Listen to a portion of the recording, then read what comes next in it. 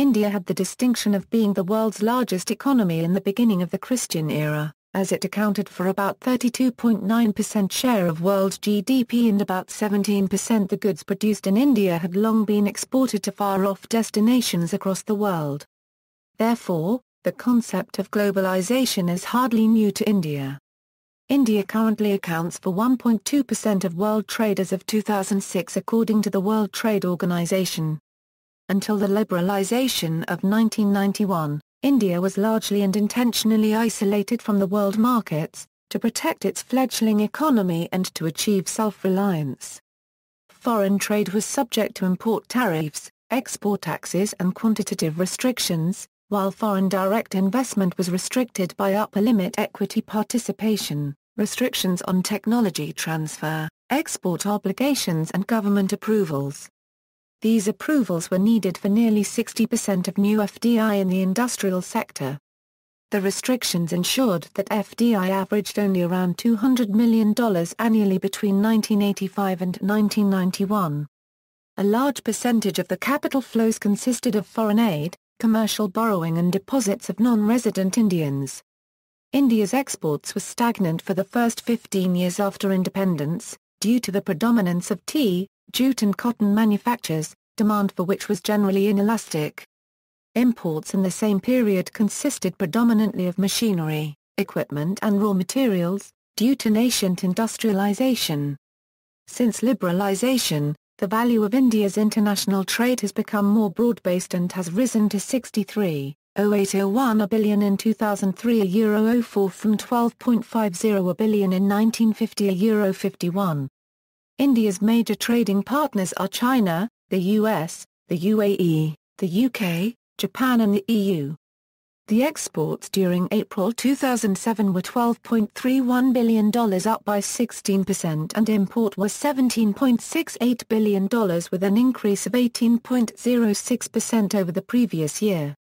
India is a founding member of General Agreement on Tariffs and Trade since 1947 and its successor, the World Trade Organization. While participating actively in its General Council meetings, India has been crucial in voicing the concerns of the developing world. For instance, India has continued its opposition to the inclusion of such matters as labour and environment issues and other non-tariff barriers into the WTO policies. Despite reducing import restrictions several times in the 2000s, India was evaluated by the World Trade Organization in 2008 as more restrictive than similar developing economies, such as Brazil, China, and Russia. The WTO also identified electricity shortages and inadequate transportation infrastructure as significant constraints on trade. Its restrictiveness has been cited as a factor which has isolated it from the global financial crisis of 2008-2009 more than other countries, even though it has reduced ongoing economic growth.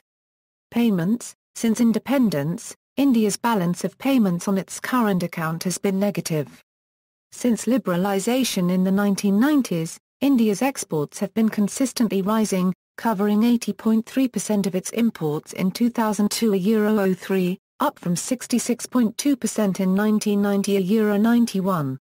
Although India is still a net importer, since 1996 €97, its overall balance of payments has been positive, largely on account of increased foreign direct investment and deposits from non-resident Indians. Until this time, the overall balance was only occasionally positive on account of external assistance and commercial borrowings. As a result, India's foreign currency reserves stood at $285 billion in 2008, which could be used in infrastructural development of the country if used effectively. India's reliance on external assistance and commercial borrowings has decreased since 1991 €92, and since 2002 €03. It has gradually been repaying these debts. Declining interest rates and reduced borrowings decreased India's debt service ratio to 4.5% in 2007.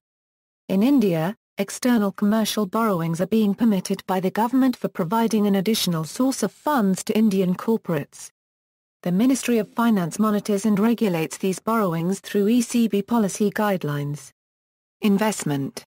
Foreign direct investment in India has reached 2% of GDP, compared with 0.1% in 1990, and Indian investment in other countries rose sharply in 2006.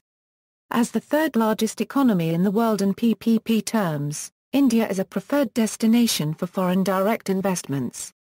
India has strengths in information technology and other significant areas such as auto components, chemicals, apparels, pharmaceuticals, and jewelry. Despite a surge in foreign investments, rigid FDI policies resulted in a significant hindrance. However, due to some positive economic reforms aimed at deregulating the economy and stimulating foreign investment, India has positioned itself as one of the front-runners of the rapidly growing Asia-Pacific region. India has a large pool of skilled managerial and technical expertise. The size of the middle-class population stands at 50 million and represents a growing consumer market. India's liberalised FDI policy as of 2005 allowed up to a 100% FDI stake in ventures. Industrial policy reforms have substantially reduced industrial licensing requirements, removed restrictions on expansion and facilitated easy access to foreign technology and foreign direct investment (FDI). The upward-moving growth curve of the real estate sector owes some credit to a booming economy and liberalised FDI regime.